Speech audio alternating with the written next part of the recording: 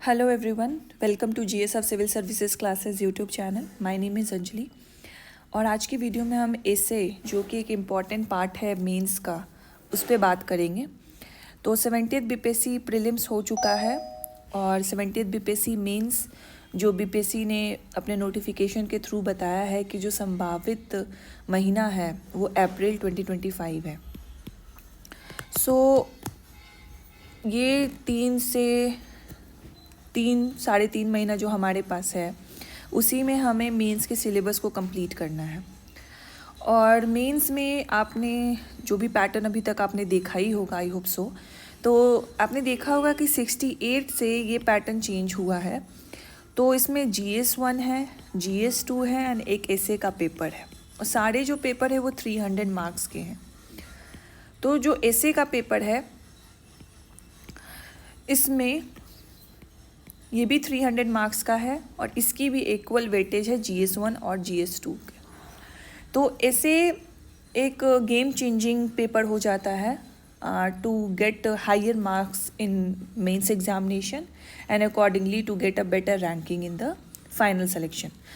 सो हम ऐसे को देखेंगे और ये वीडियो आप पूरी देखिएगा. इसमें हम जो भी इम्पॉर्टेंट पॉइंट्स हैं ऐसे को लेके, फॉर एग्ज़ाम्पल कितने ऐसे होते हैं, कैसे ऐसे होते हैं, किस ऐसे को हमें कैसे अप्रोच करना चाहिए, कौन सी सोर्सेज है, न्यूज़पेपर का क्या रेलिवेंस है, प्रैक्टिस कैसे करनी चाहिए, वर्ड लिमिट्स कितनी है, कौन कौन से इम्पॉर्टेंट थीम पे आपको ऐसे को प्रिपेयर कर लेना चाहिए. तो ये सारे पॉइंट्स को हम एड्रेस करेंगे.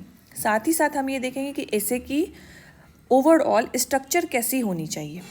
तो ये भी बहुत इम्पोर्टेंस रखता है कि ऐसे जब हम लिखते हैं तो हमारे दिमाग में जो ऐसे बना हुआ है, जो हम अपने हाई स्कूल्स के दौरान जो लिखते थे वो ऐसे लिखा हुआ है कि उस तरीके का निबंध लिख दो.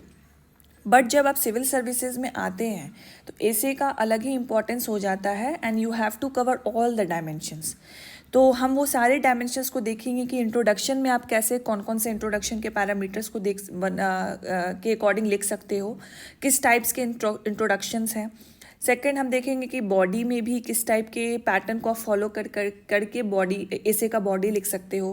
फिर उसके बाद कंक्लूजन देखेंगे. अकॉर्डिंगली हम फिर फिलोसफिकल ऐसे के बारे में बात करेंगे कि उसको कैसे हैंडल करना है. तो ये सारी चीज़ इसी वीडियो में हम डिस्कस करेंगे एंड ये वीडियो देखने के बाद आपको बहुत क्लैरिटी मिलेगी कि बीपीएससी के लिए जो मेंस में ऐसे है उसे हमें हैंडल कैसे करना है, उसको अप्रोच कैसे करना है. एंड इस वीडियो को देखने के बाद भी अगर कुछ भी आपको डाउट लगता है then you can join our mentorship programme. तो उसमें हम GS1 GS2 essay, DI, Hindi qualifying, optional paper जो 4 अभी हमने रखे हैं, 4 सब्जेक्ट्स के ऑप्शनल पेपर, वो सबको लेके चल रहे हैं.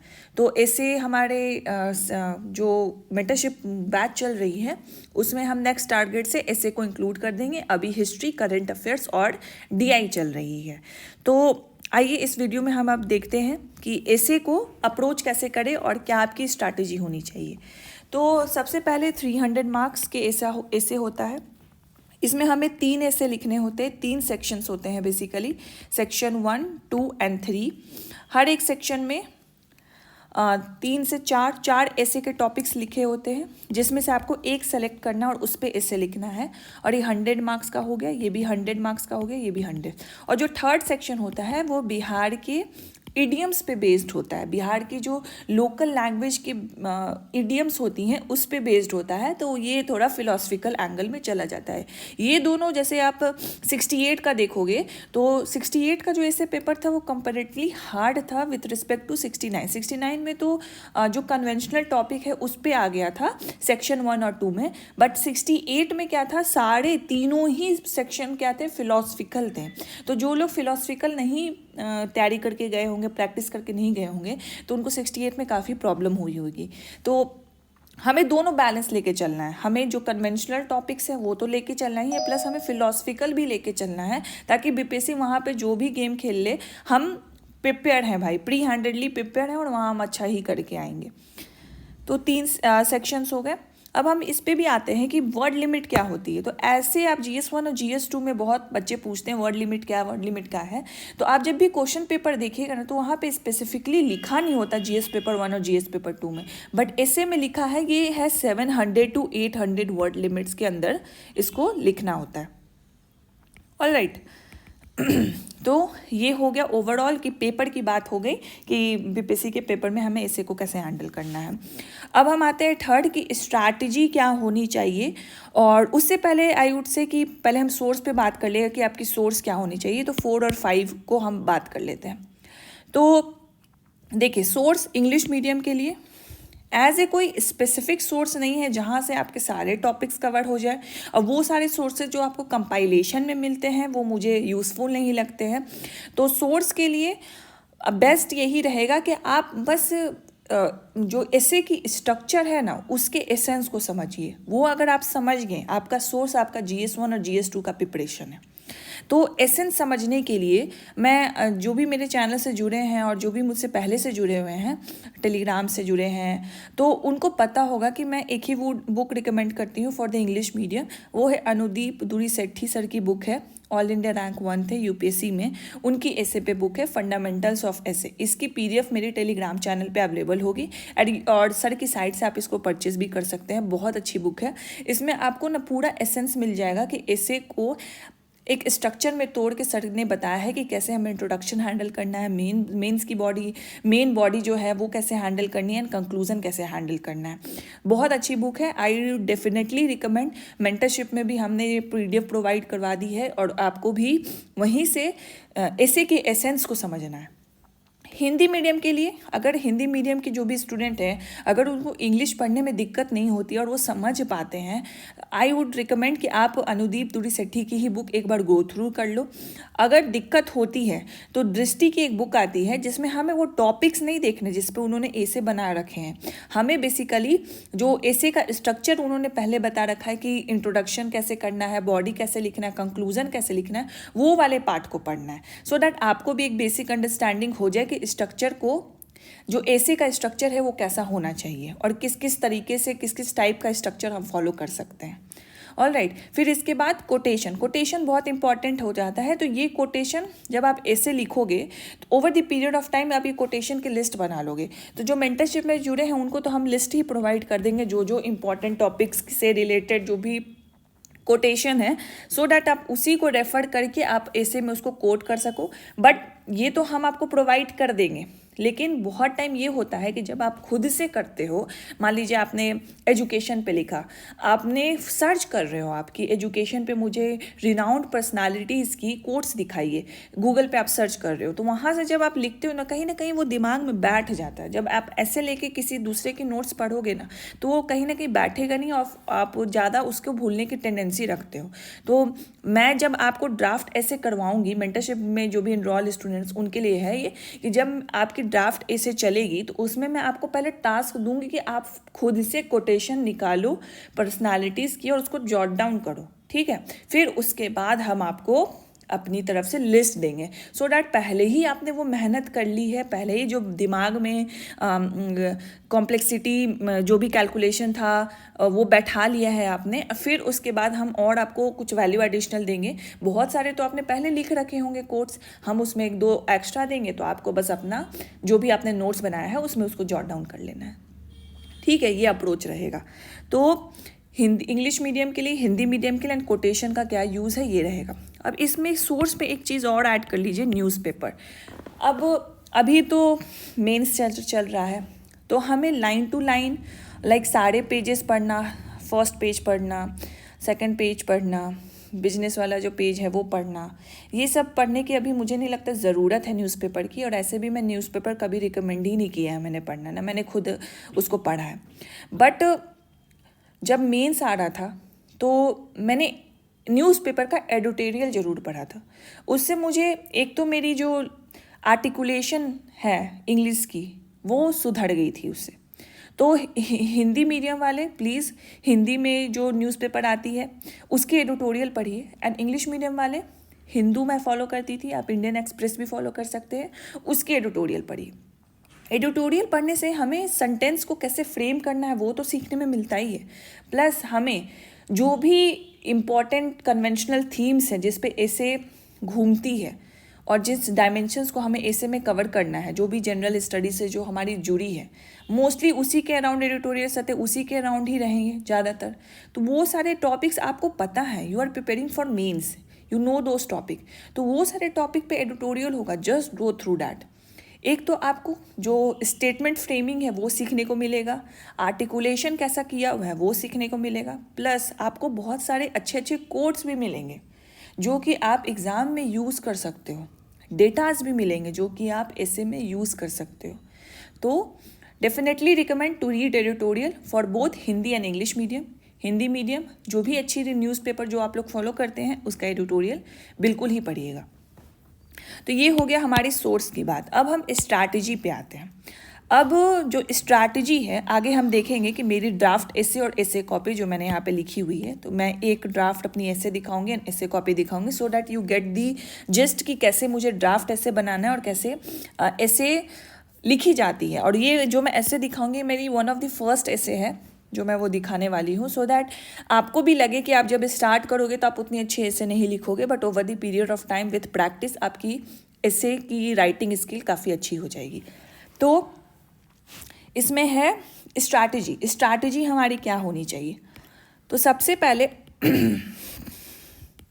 मैंने क्या बताया आपको सबसे पहले आपको क्या करना है, एक स्ट्रक्चर का, एसे के स्ट्रक्चर का अंडरस्टैंडिंग ले लेना है, उसके एसेंस का अंडरस्टैंडिंग ले लेना है। इसके लिए मैंने आपको सोर्स बताया, वो पढ़ लीजिए।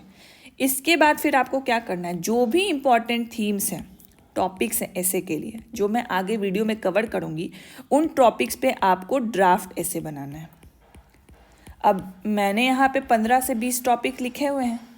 अब ऐसा नहीं कि हम 15 के 20 टॉपिक का ड्राफ्ट कंप्लीट कर लेंगे फिर जाके अपना पहला ऐसे लिखेंगे, ये नहीं करना है। आपने ड्राफ्ट ऐसे बना लिया एक टॉपिक पे, फॉर एग्जांपल एजुकेशन पे ही बना लिया, तो बना लिया, अब नेक्स्ट डे आप इस पे ऐसे लिखो। और ऐसे का टॉपिक आप कहाँ से निकालोगे? यूपीएससी के PYQs से, उसमें आपको ज़्यादातर फिलोसफिकल मिलेंगे। तो स्टार्टिंग के लिए अगर आपको एजुकेशन से रिलेटेड कोई भी स्ट्रेट फॉरवर्ड यूपीएससी के PYQs में नहीं मिलते हैं, then you go for simple, आप एजुकेशन पे ऐसे लिखो कि like education status in India, आप अपने से ये बना सकते हो और उस पर लिखो, एंड देन उसको प्रैक्टिस आपने कर लिया। अब मुझे इसको एनालाइज करना है, तो एनालिसिस के लिए जो आपने ड्राफ्ट बनाया, एक तो पहले उसको देखो कि जो आपने ड्राफ्ट बनाया है, ड्राफ्ट में मैं बात करूँगी कि ड्राफ्ट बनाना कैसे।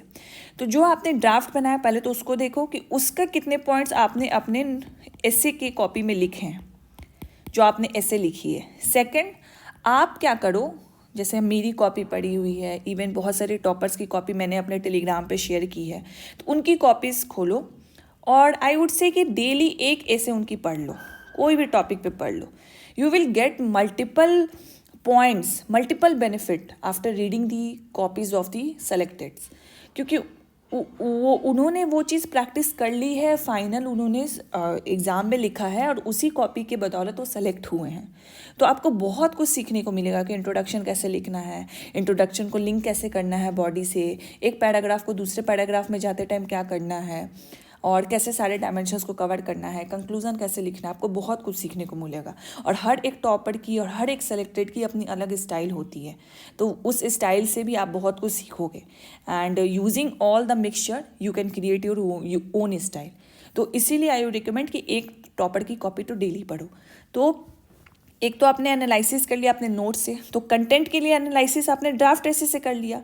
अब जो हमें ऐसे क्या है, ऐसे GS नहीं है, ये आपका दिखाता है कि आपकी कला, आपकी राइटिंग स्किल दिखाती है कि किस तरीके से आप किस आर्टिकुलेशन में अपनी ऐसे को लिख सकते हो।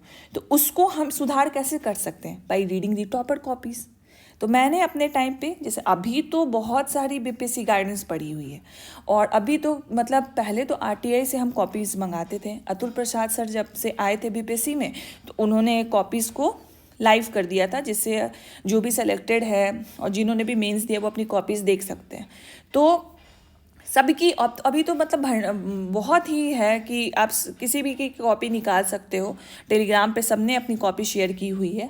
And I like this community की जहाँ पे जो सेलेक्टेड्स हैं वो खुल के आके आपको बता रहे हैं। पहले ऐसा कोई कल्चर नहीं था। 67 का जब मैंने एग्ज़ाम दिया था तब भी नहीं था, 67 के रिज़ल्ट के बाद भी नहीं था। ये 68 से ऑनवर्ड तब बहुत ज़्यादा ये पॉपुलर हो गया कि लोग आके ओपनली रख रहे हैं बात कि आपको किस तरीके से पढ़ाई करनी है। तो अभी तो टेलीग्राम पे, इवन यूट्यूब पे आपको इतनी सारी कॉपीज़ मिल जाएगी, बस उसको आप एक बार गो थ्रू कर लो। उससे आपको कला पता चलेगी कि मुझे लिखना कैसे है। एसे का कंटेंट आपने अपने ड्राफ्ट एसे से ले लिया और उसको मैच कर लिया टॉपर की कॉपी से कि मान लीजिए आपने लिखा एजुकेशन पे भाई, और आपकी टॉपर की जो कॉपी है वो डेमोक्रेसी पे है, कोई बात नहीं, मुझे बस कला ना देखना है कि लिखना कैसे है, फ्लो कैसे बनेगा ऐसे का, मैं वो सीख रहा हूँ। कंटेंट तो मेरा रेडी है ड्राफ्ट ऐसे में, ठीक है। तो ये आपका हो गया ओवरऑल स्ट्रैटेजी। इसी तरह सारे टॉपिक्स जो भी 15-20 टॉपिक मैं आगे बताऊंगी उस पर आपको ड्राफ्ट ऐसे बनाना है। ड्राफ्ट ऐसे बनाने के बाद आपको प्रैक्टिस करनी है। अब ये प्रैक्टिस और टेस्ट हम कितने देंगे?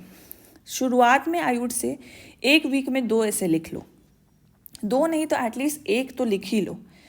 और पहले वीक में 1 लिखो, सेकंड वीक से 2-2 लिखो एंड अभी से ही ड्राफ्ट बनाना स्टार्ट कर दो। ड्राफ्ट बना लो एंड जब आप जीएस भी पढ़ोगे, क्योंकि बहुत बच्चों की GS1 GS2 तो कंप्लीट है जो भी पहले से मेंटरशिप में जुड़े थे, तो उनको यू नो दी कंटेंट, तो आपको दिक्कत नहीं होगी ड्राफ्ट ऐसे बनाने में।